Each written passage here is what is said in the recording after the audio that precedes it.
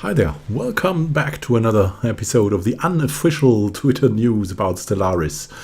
In the wake of the new expansion, there have been a lot of posts uncovering what it will be about, especially like perks, tradition trees, and all that kind of stuff. There have been more than 20 posts, I think, that will show us and you how the trees, how the perks are going to be formed. So let's go through it. I have assembled a lot from this week.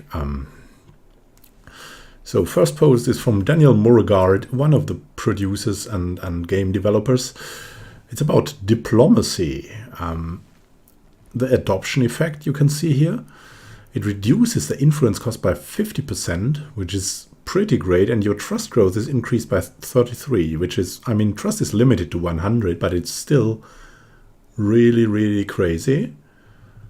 And yeah, I mean, I just said trust is limited. Not anymore, not that hard. I mean, if you finish that tree, you'll unlock one Ascension perk slot and get the trust cap enhanced by 50. So if you want to play diplomatically, this is the way. The surest way to destroy your enemies is to make them your friends. Very interesting. That's the tradition group. And you can also see who posted this, as I've copied this as well. I've gone through the Twitter feeds I've been collecting. So, let's see. What's there? That's another thing about the diplomatic tradition thing. Alien tourism. And it unlocks the visitor center now. So it gives you alien migration attraction plus 50%, which is just incredible if you want that, and habitability plus 5%. Very nice combination. As we learn that we are not alone in space, we should begin preparations to welcome our newfound friends. The habitability is for all people, not only for the aliens. So really nice, really nice. What else here? What else? It's about prosperity, I think. No, it's about domination, of course. We will add the biological and technological distinctiveness of our vassals to our own. Their cultures will adapt to service, as resistance is futile. There's some kind of Borg going on, right? It requires Star Lords. Let's see, what effects does it have? It reduce subject integration influence cost by 33%, which is definitely going to speed up your integrations. So it is thought if you combine that with diplomacy, you could make a very good growth of your empire through diplomacy and integration. That's really crazy. I mean, I love these perks. I love these trees. That's another way to distinguish empires from another. And we have just reached nearly infinite possibilities of empires possible. It's gonna be great. So what next? Star-Lords. Yeah, he was speaking about Star-Lords. It's our destiny to lord over those who are weaker. Obedient nations that swear fealty to our great empire may be permitted to exist at our discretion. So the integration cooldown is also reduced by 50%. Subject opinion is increased by 20%. So that's really going on. I mean, combine that with diplomacy, as I said, it's going to be really great. Protection racket requires colonial viceroys. So what is the protection racket about? Our obligation to protect our vessels from the dangers of the universe is one that we take very seriously. Alas, seeing to the defense of their worlds doesn't come cheap. And you get another 10% of the income of your tributaries. Very nice, eh? So, having vassals is better than before. Or protectorates, or tributaries in that case. More domination. The colonial viceroys. Our control over the colonies is dependent upon us finding capable and loyal individuals that can be trusted to enforce the will of the government. So your governor skills are increased by 2, and empire leader capacity is also increased by 2. Very nice. I mean, that's going to help.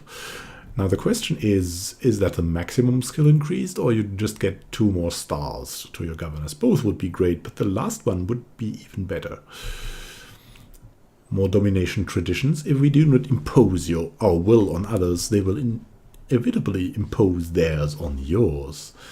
We have the adoption effect of domination here. It will reduce war demand cost to subjugate other empires by 25%. As this is a very high cost and often limits who you can vassalize or dominate or not, that is going to help you very well if you're going for these war goals. So all domination traditions will mean that technology is shared between us and our subjects. Any technology that another party does not have will receive a 30% research speed bonus. In addition, you'll unlock 1 Ascension perk slot, as always, with the finishers. That's really nice. So you could go on a domination spree and get some pretty heavy research vassals and then profit. Or you could make your vassals great again. That's also really good. So the final domination tradition, what's it about? Fleet levies. If a vessel's sworn duty to provide military support to their overlords will fill up the lower ranks of our fleet with recruits from those nations that have pledged to serve us. Every vessel increases your naval capacity by an amount equal to 20% of theirs. So you're going to become very big. I mean, that big fleet. Can you afford it though? That's going to be crazy. Galactic Ambition is the last unlock of the expansion tradition. So we're going to expansion tree here. Requires courier network and a new life. That sounds crazy. The banner of our great empire will one day be as common as hydrogen throughout the galaxy. I love expansion, so in general in these games, so that's going to be crazy. Frontier Outposts. Yeah, you can play nice games with Frontier Outposts. It's gonna be crazy. I mean, you can combine Frontier Outposts to basically catch uncolonized systems and then put a colony there, and then you can destroy the outposts again and have all that area for free and a new colony. So there's lots of things to do with Frontier Outposts, so I'm happy about that. A new life requires standardized colony ships, 2 pops on a new colony. New life awaits our citizens in the off-world colonies. Chance to begin again in a golden land of opportunity and adventure with the help of an aggressive marketing campaign. Oh god. The less fortunate events of our society will be flocking to our colony ships. New colonies start with 1 additional pop. That's not that killer if you have a very good growing population, but I mean, it's one of the starting things, if we can see that right here. So it's not bad as well. And if you have a disadvantage as at your breeding, for example, then it will be very, very nice. And also on planets that are like low on food first, or your starting tile is low on food, that will help enormously. So last one before lunch. Standardized colony ships. Simplified designs, less expensive materials allow us to mass-produce colony ships on a hitherto unseen scale. Immediately gives you a free colony ship. That reminds me of Civilization for some reason, like getting the free settler in that tree. In addition, colony ship build speed is increased by 100%. Wow. So, yeah, half the time to build them. And a free ship as well. Very nice. I mean, that's something to go for very early on. Courier networks require colonization fever. What does the courier network?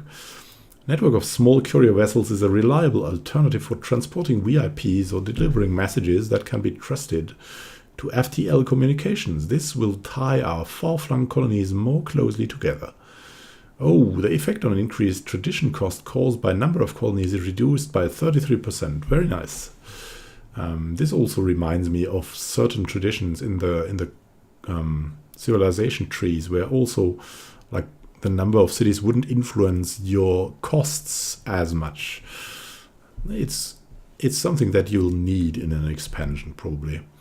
in an expansion tree. And colonization fever seems to have gripped the populace. Their enthusiasm and patriotic fervor grows for every new world claimed by our colonists. Pop growth time is reduced by 15%. Wow.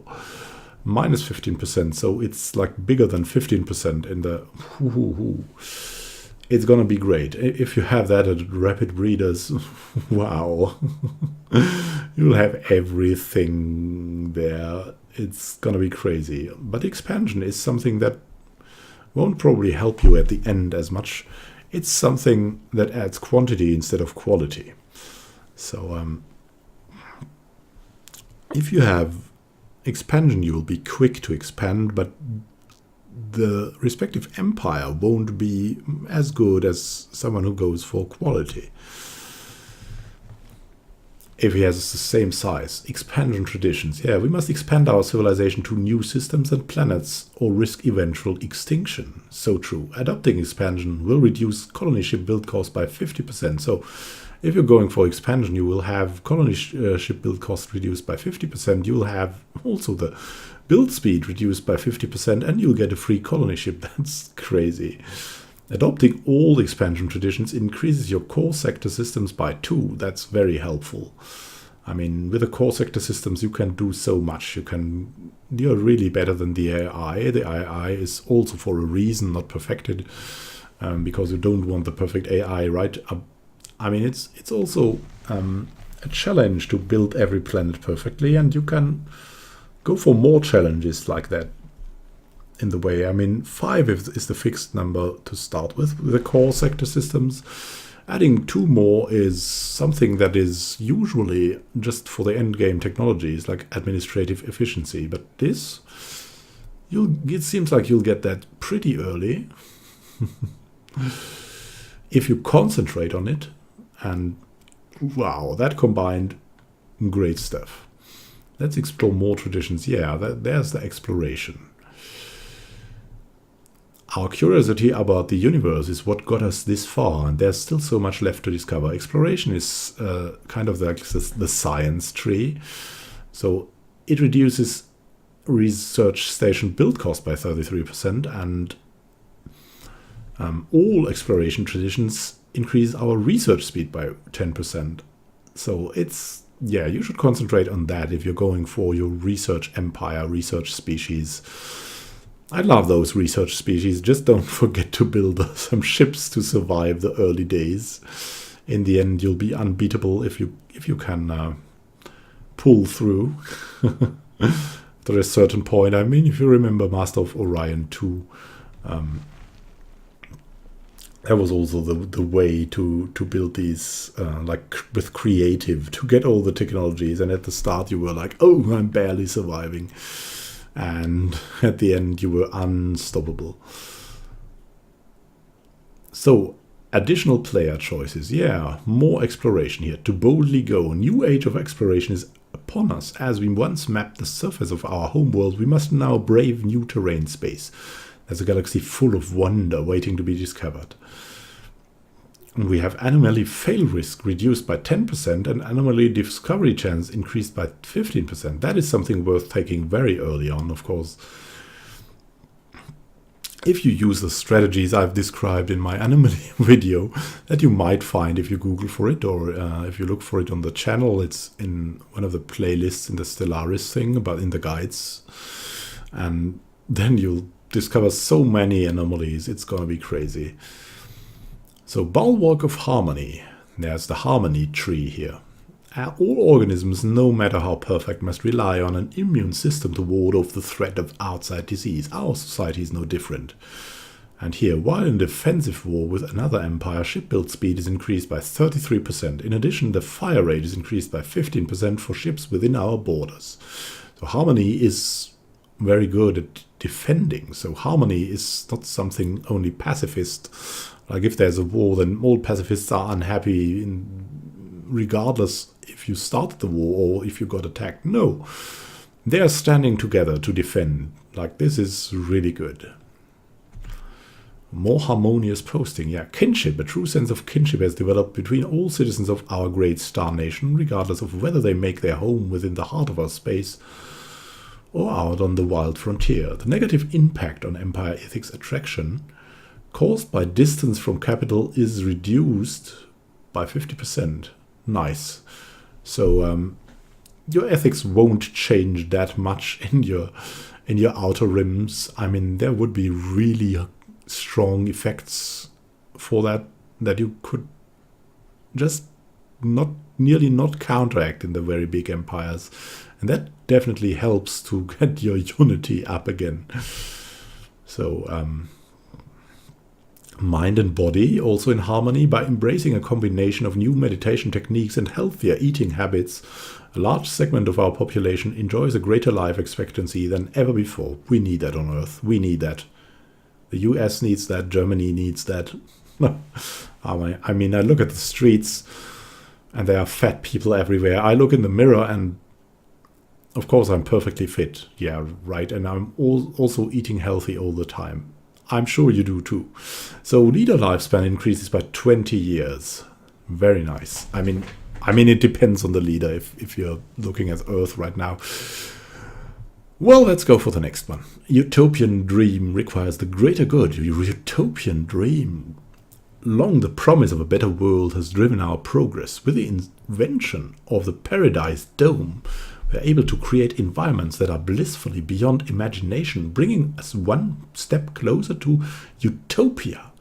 Very nice. I mean, that's harmony for you. Bring us to Utopia and the Paradise Dome. What pleasures will it have? Hoories? I hope not. Oh my god. So, more harmonious. The greater good. Yeah, we're all in for the greater good, right?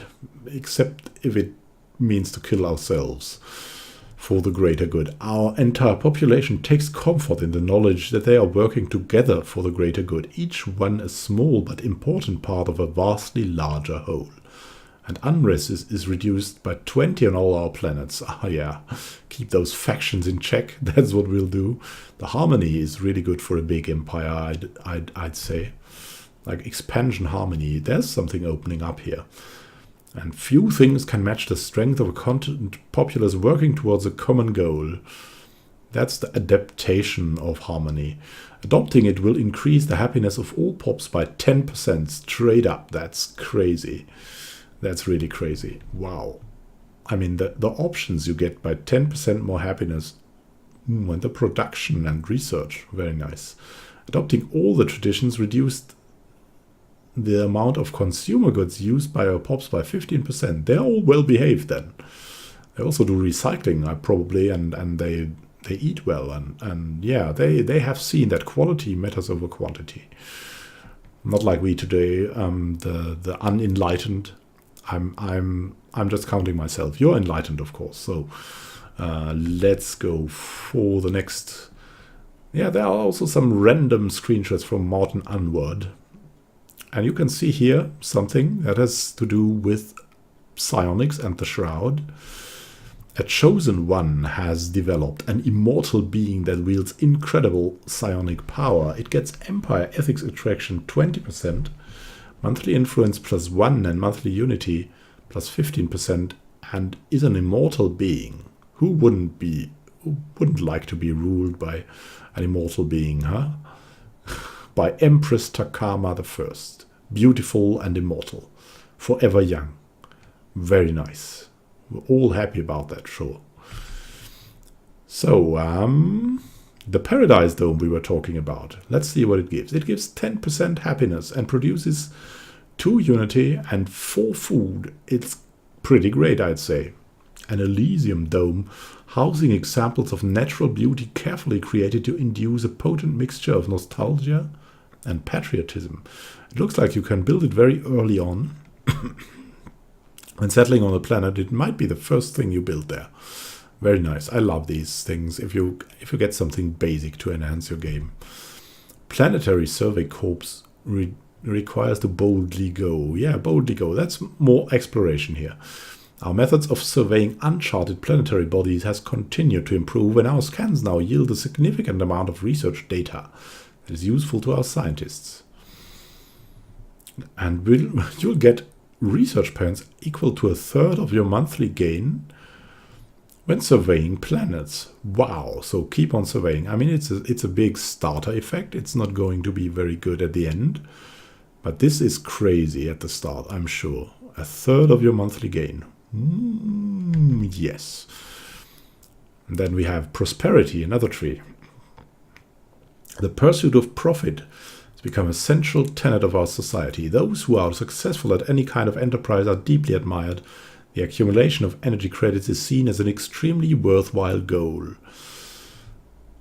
What does it bring that? I mean, it means that everyone will be happy if you have great capitalists. And the energy grid and energy nexus produce 2 unity as well. That's some kind of energy.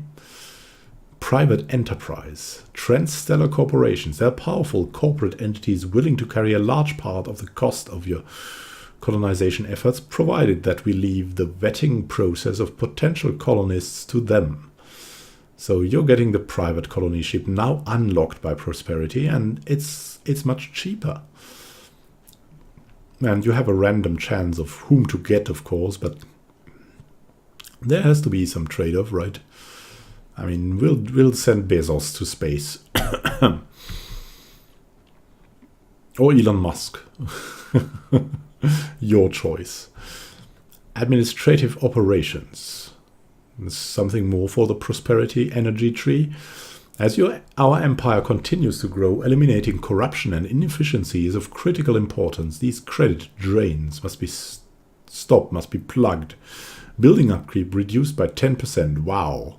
That's really great for the people that like to build everything on every planet.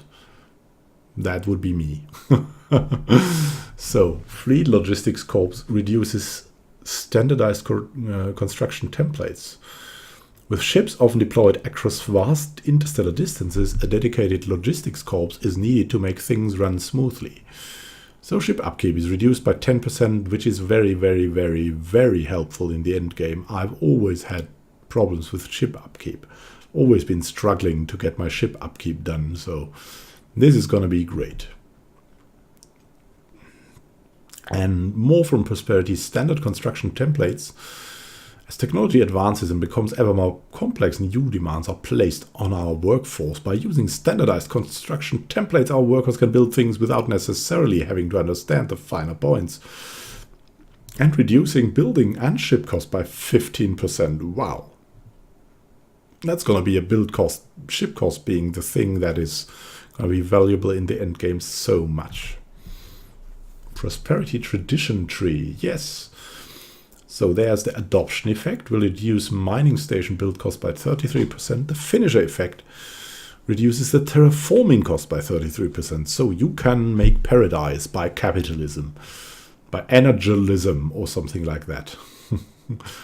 Will lead capitalism to the paradise? Probably yes, according to prosperity.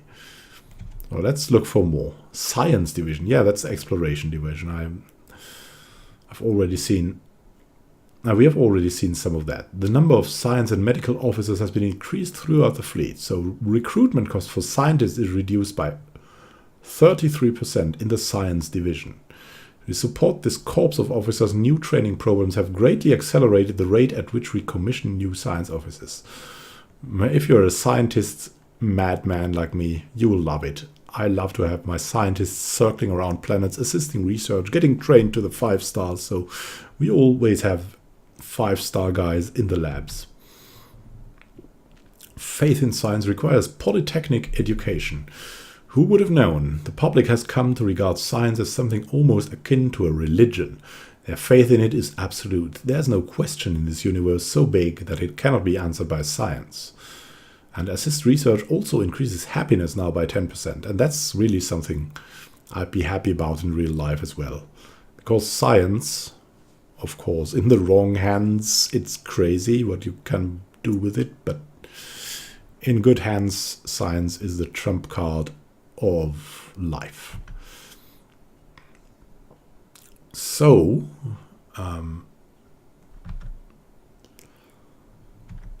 we have polytechnic education here. This was faith in science. Now polytechnic education, I mixed that up. Basic education in polytechnics and applied science will benefit all of our citizens. This will inevitably lead to more qualified leaders. Skill level of leaders increased by 1 by all leaders. So very, very good. Go for your polytechnic education, guys. It will help you in life. Then we have something. Is that like backtracking to the last dev diary? The Shroud. The powerful energies of the Shroud have been successfully channeled into a psionic avatar under your control. So translating into our universe, the newborn avatar has coalesced into a spacefaring entity in orbit over Sevant. Like, that's something new that was not in the dev diary. So you're getting some kind of strange avatar that's now in your universe. Is that good? Is it not? Is it the Unbidden, one subscriber wrote? Will be very, very interesting. And more of the Shroud. The entire Shroud seems to shudder as the immense psionic energies contained within the pocket are transferred to Ashgram. Although the transfer was successful, Ashgram, I suspect that his leader has been transformed into some kind of being of pure energy. What have you done to me? You will all pay. So you can sacrifice to the Shroud. As it sounds, the Shroud giveth and the Shroud taketh away. And there was also this funny screenshot of Rickard Astlund from I thought very nice looking, but a little bit more like crudely more old-fashioned Stellaris version. A very old Stellaris version. It looks more like a board game here. But still very cool. And the Supremacy tree. More from Moragard. Supremacy. The future of this galaxy belongs to those who are strong enough to seize it. Adoption effect is increasing the border range by 20%, which is very, very good, especially at the start. You're getting a lot of planets then for free without having to lead wars early on. And the finisher effect increases the fire rate by 10%. Now, if you've secured that big realm, you need to defend it with fire rate. Very nice. More of the Shroud here. About forming the Covenant. Do not do this. End of the cycle modifier and added for 600 months, giving the following effects. Wow, 100% output for absolutely everything. Presence was waiting for us. It is the end of the cycle, and it has always been waiting for us. Our psionics suddenly speak in unison. A dozen voices in a perfect chorus. It's not yet your time, a pause, but it could be. Nothing more is said, but a bargain has been offered. We know that much. Power, knowledge, and wealth beyond our measure are ours for the taking, if we will only bring forth the end. Very crazy. And Martin Unward has some second thoughts here with the developer, producer, whatever, the leader of the development. So more of the diplomacy tree here. The dynamic ecomorphism. Diplomacy opens many doors through which information flows. Simply by studying the methods of others, we've learned new ways of adopting to alien environments. So habitability is increased by diplomacy.